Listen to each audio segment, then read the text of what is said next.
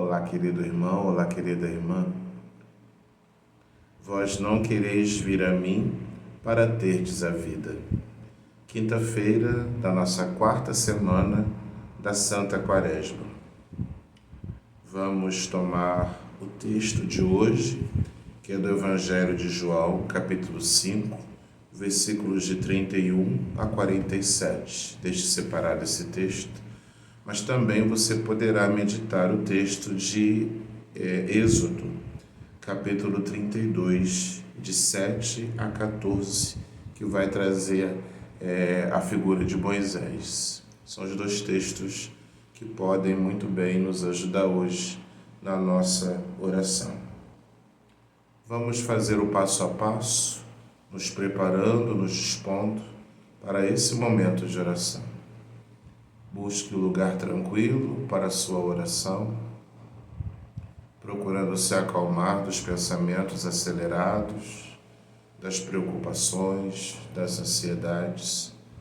Procure também determinar o tempo que você vai dedicar para esse momento da sua oração. Isso é muito importante. Preste atenção também no seu corpo, na sua postura. Se ela está muito rígida, muito relaxada, procure uma postura que te ajude também a esse tempo de oração. E vá tomando algumas respirações mais profundas, enchendo o seu pulmão com ar, esvaziando esse pulmão.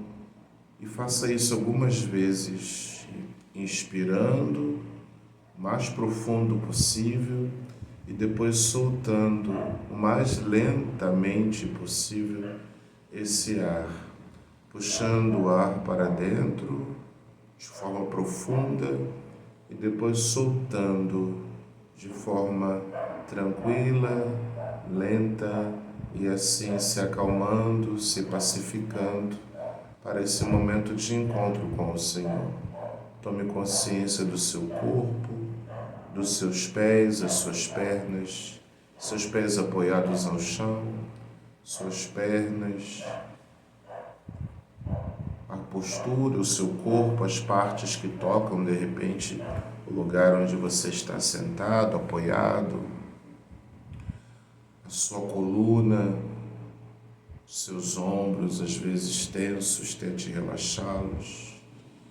Talvez fazendo alguns movimentos com a sua própria cabeça, procurando relaxar esse corpo.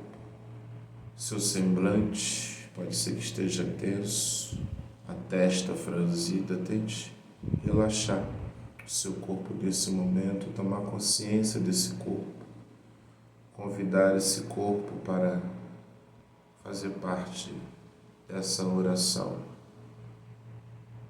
Todo o nosso corpo, todo o nosso ser está envolvido, implicado nesse momento de oração. E de um modo bastante consciente é que traço sobre mim o sinal da cruz, em nome do Pai, do Filho e do Espírito Santo. Amém. Faço a minha oração preparatória, pedindo ao Espírito Santo nesse momento que seja o meu intérprete, o meu tradutor dessa oração, que Ele me ajude a esse encontro com o Senhor. Meu Pai, meu Deus, meu Criador, que todos os meus sentimentos, que todos os meus desejos, que todos os meus pensamentos, que todas as minhas ações estejam ordenados unicamente para a vossa divina majestade. E assim nós vamos tomar aqui alguns pontos da nossa meditação de hoje, dessa quinta-feira, para depois saborearmos o texto bíblico. Invista no tempo de preparação dessa oração. Disponha-se, acalme o seu ser, busque o silêncio e o ambiente mais propício. Refaça os passos da oração, com o pedido da graça para esta semana, e pondere com muito afeto o caminho feito até aqui. Tome consciência de que está na presença do Senhor e vá seguindo o que se propõe, parando e saboreando o fruto de tudo o que for vivendo, onde encontrar maior possibilidade de crescimento espiritual e também de crescimento humano. Moisés, na leitura primeira de hoje, ele é o grande intercessor em favor do povo, plenamente solidário junto com os pecadores. Moisés, ele prefigura, ou seja, ele é uma figura que antecipa o próprio Cristo, no sentido do Cristo caminhante, que insiste numa proposta de salvação, sempre disposto a recomeços, com destaque para a fidelidade à aliança. De igual modo, reitera ainda a figura da Igreja, chamada a continuar a obra redentora de Cristo, em resgate de todos, pela fé que nos anima e nos ampara. Esse é Moisés, na leitura do livro do Êxodo. No Evangelho, Jesus é o defensor. A coerência interna de sua vida-missão o coloca em franca oposição com os seus detratores e gera uma profunda hostilidade dos líderes judeus. Ninguém pode dar testemunho de si mesmo. No entanto, ele responde com firmeza e coragem às acusações que lhe são dirigidas e se apoia em várias testemunhas que confirmam sua identidade e origem divina. As testemunhas do Evangelho de hoje, portanto, elas confirmam duas coisas. Elas confirmam a identidade de Jesus, ele é o Filho de Deus, e elas dão testemunho também da sua origem. Ele é Deus, ele vem de Deus. A primeira testemunha é a testemunha do Pai. A segunda testemunha é o próprio João Batista. A terceira testemunha são as obras que ele realiza. E a quarta e última testemunha, o próprio Moisés. Portanto, são quatro aqueles que dão testemunho acerca de Jesus. Primeiro, o Pai. Conta com o Pai, que prepara a sua vinda e fala por meio das Escrituras. É o Pai que, pela ação dos patriarcas e dos profetas, dá testemunho do Filho. Mas também João Batista, o precursor. Com João Batista, seu precursor, em quem aplana suas veredas num batismo de conversão dos pecados, em João também Jesus encontra uma testemunha fiel. Mas a terceira testemunha são as suas próprias obras. As obras e os inúmeros sinais realizados em nome daquele que o enviou, eles também dão conta de quem ele é. E a quarta e última testemunha é o próprio Moisés. Moisés, aqui evocado novamente, contradiz a figura dos acusadores de Jesus que diziam respeitá-lo. A contraposição, portanto, ela é clara. O defensor tem um compromisso com a vida e desafia os acusadores a ouvirem a voz do Pai, reconhecendo em Jesus a legitimidade das ações salvíficas. Para tanto, e essa frase é importante, é necessário abrir-se e aplicar bem os nossos sentidos para avançar sempre. Trata-se, assim, de educar a nossa sensibilidade para sairmos da nossa autorreferência. Quando nós nos autorreferenciamos, nós nos tornamos a referência. nos tornamos o centro. Portanto, é preciso educar a sensibilidade nossa para não cairmos nesse pecado de nos transformarmos em referência para nós mesmos. Essa autorreferência. Caminharmos no sentido oposto a isso, que é a fraternidade, o acolhimento, ou seja, o autorreferenciamento egoísta. Ele me faz olhar somente para o meu ego, para o meu próprio umbigo. O contrário disso é fraternidade, é solidariedade, é acolhimento, é abertura para o outro, vencendo nossas resistências mais profundas e tudo aquilo que nos paralisa. Aí vem algumas perguntas que poderão nos ajudar a refletir nessa oração de hoje. Quais são os riscos que temos de assumir? A vida vai apresentando os seus desafios. Quais são os riscos hoje que a vida está me apresentando e que eu preciso assumir?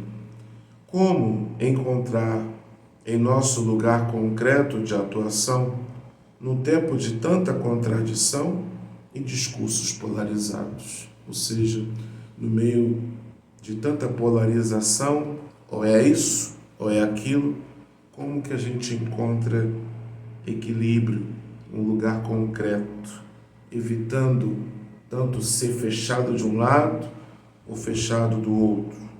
Onde a fé pode conferir sentido ao que vivemos, reposicionando as nossas ações e as nossas posturas. Por onde podemos começar a criar condições de possibilidade e de diálogo profundo? A gente vai perceber, principalmente no Evangelho, que cada vez mais vai existindo a dificuldade de diálogo. Aqueles que estão contra Jesus, cada vez mais vão se fechando. Jesus aberto à vida e eles fechados. Vamos agora tomar os textos para tirar proveito dessa palavra de hoje.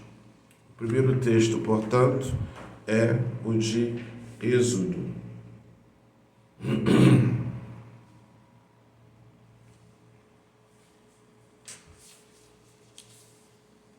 Naqueles dias, o Senhor falou a Moisés: vai, desce, pois corrompeu-se o teu povo que tiraste da terra do Egito. Bem depressa desviaram-se do caminho que lhes prescrevi. Fizeram para si um bezerro de metal fundido.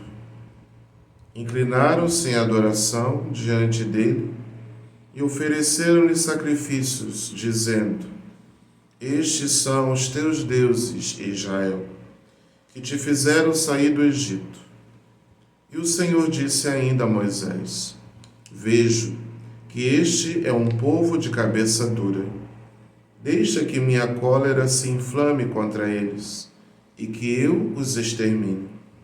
Mas de ti farei uma grande nação.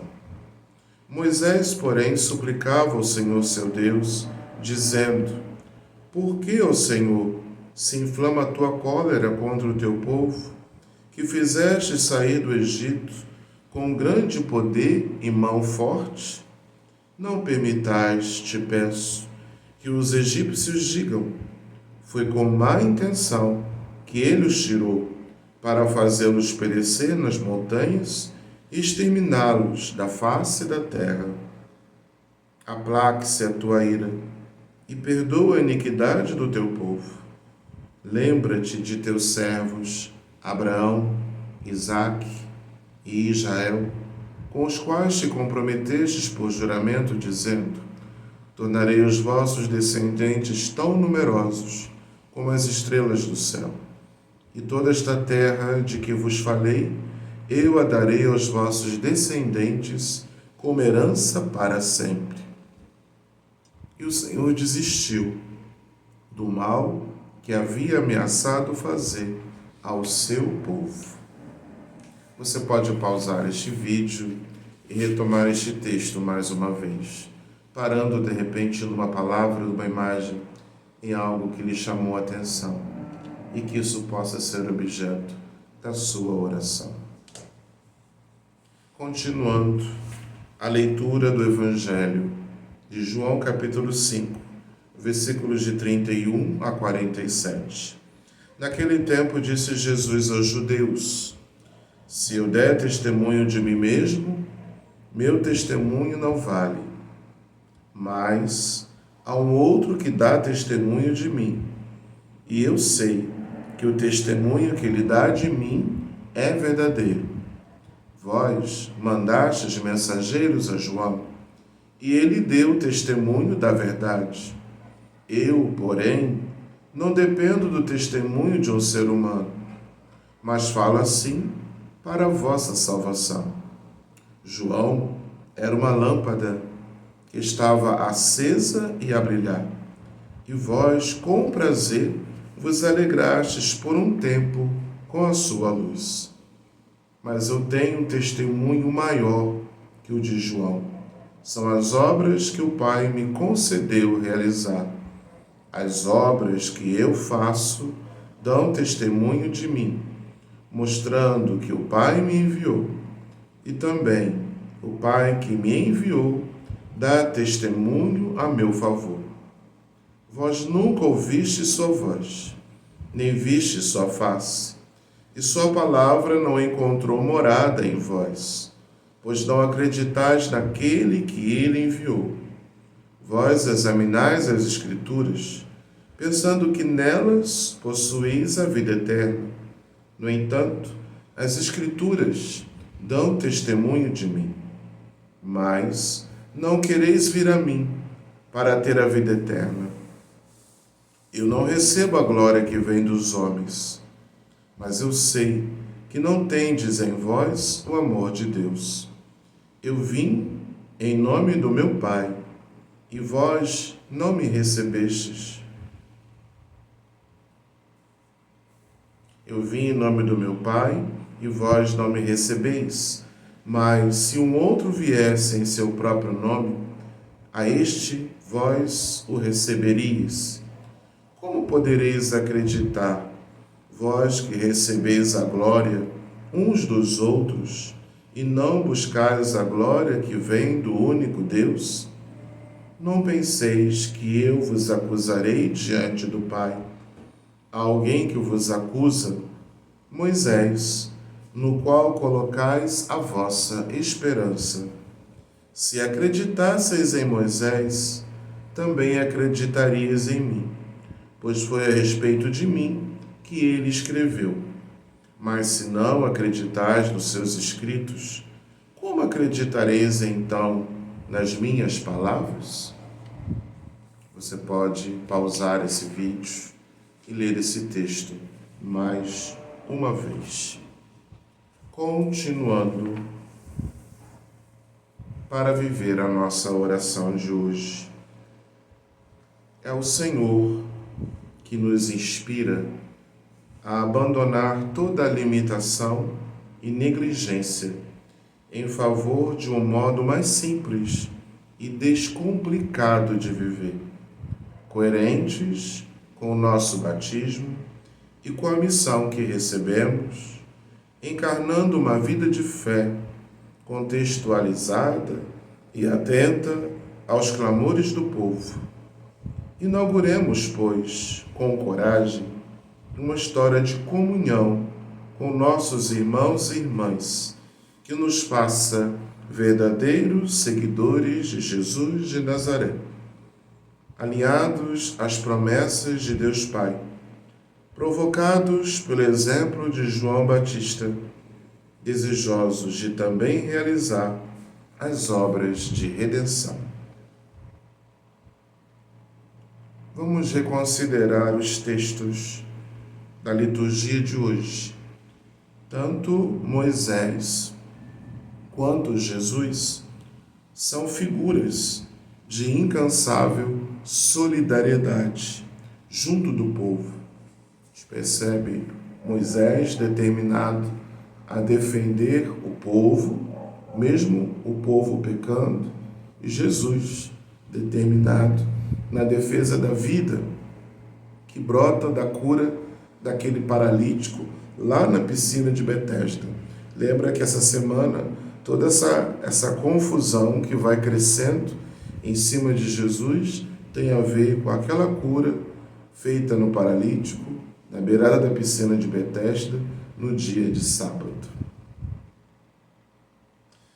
De que modo Moisés e Jesus nos inspiram a viver concretamente a realidade, interpelados pelos valores do reino? Como, olhando para a determinação de Moisés, para a determinação de Jesus, eu hoje me sinto interpelado a viver os valores do reino. Quais são as dificuldades que eu devo enfrentar no meu dia a dia, se desejo viver coerentemente a minha fidelidade ao Senhor, que sempre lembra da aliança?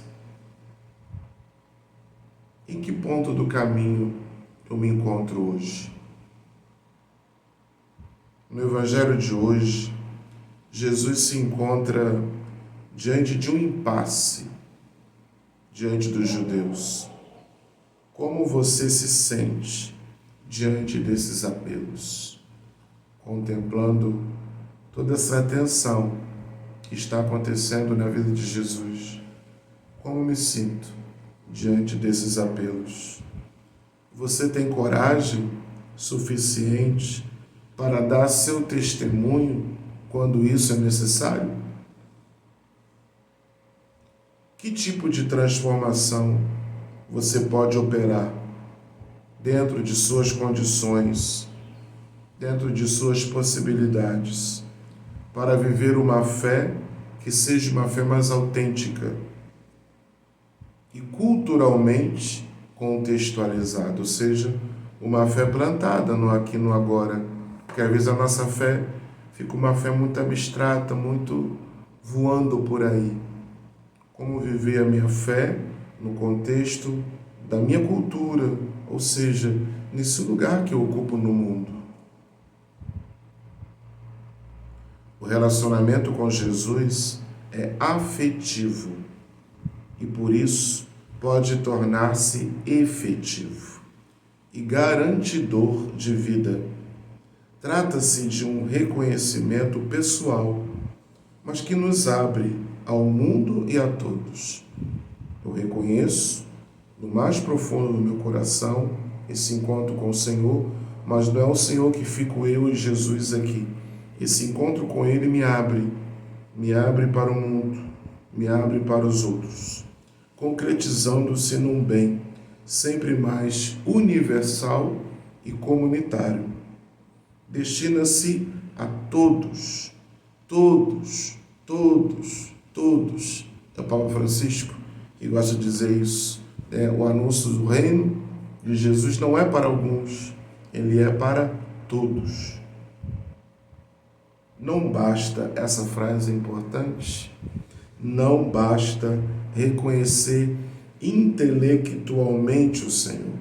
Não basta ter conhecimento intelectual de quem é Deus. É preciso acordar as fibras de uma afetividade que reconheça e seja capaz de sentir e saborear, olha de novo, sentir e saborear a presença do Senhor, para mais amá-lo e servi-lo. Bonita essa ideia, né?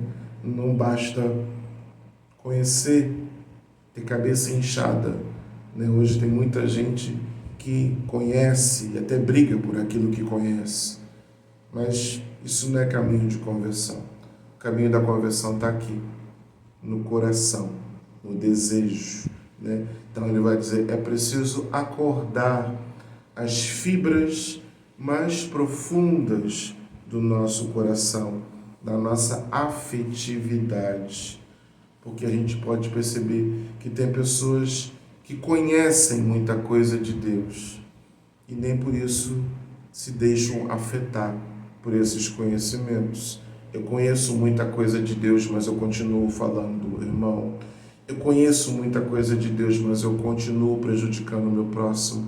Eu conheço muita coisa de Deus, mas eu continuo com comportamento invejoso, ciumento, arrogante. Eu conheço muita coisa de Deus, mas isso não transformou o meu coração. Eu posso ser um teólogo com um monte de títulos, né, de cristologia, de teologia, e o meu coração ser um coração ainda petrificado, um coração que não conseguiu ser tocado pelo amor do Pai. Então não basta conhecimento teórico, não se trata disso. É importante acordar aquelas fibras que estão meio que adormecidas no mais profundo de nós. Aquelas fibras que vão fazer o nosso coração um coração semelhante ao coração do Mestre, para então sentir e saborear, porque somente sentindo e saboreando, tirando proveito, é que nós conseguiremos cada vez mais amá-lo. E quanto mais crescermos no seu amor, mais estaremos capacitados para o serviço. O serviço brota do amor. Não esqueça disso. O serviço brota do amor. Reflita internamente. Faça o seu colóquio, a sua conversa. Nessa conversa, agradeça ao Senhor por esse momento de oração. Tire proveito de tudo isso que você experimenta, saboreia nesse momento.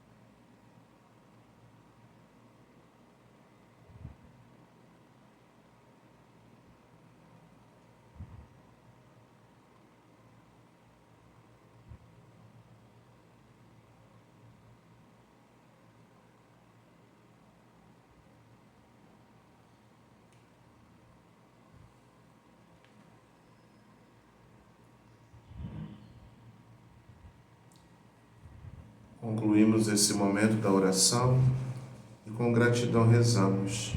Pai nosso que estais nos céus, santificado seja o vosso nome. Venha a nós o vosso reino. Seja feita a vossa vontade, assim na terra como no céu. O pão nosso de cada dia nos dai hoje. Perdoai-nos as nossas ofensas, assim como nós perdoamos a quem nos tem ofendido. E não nos deixeis cair em tentação, mas livrai-nos do mal. Amém. Agradeça esse momento de oração que nós concluímos em nome do Pai, do Filho e do Espírito Santo.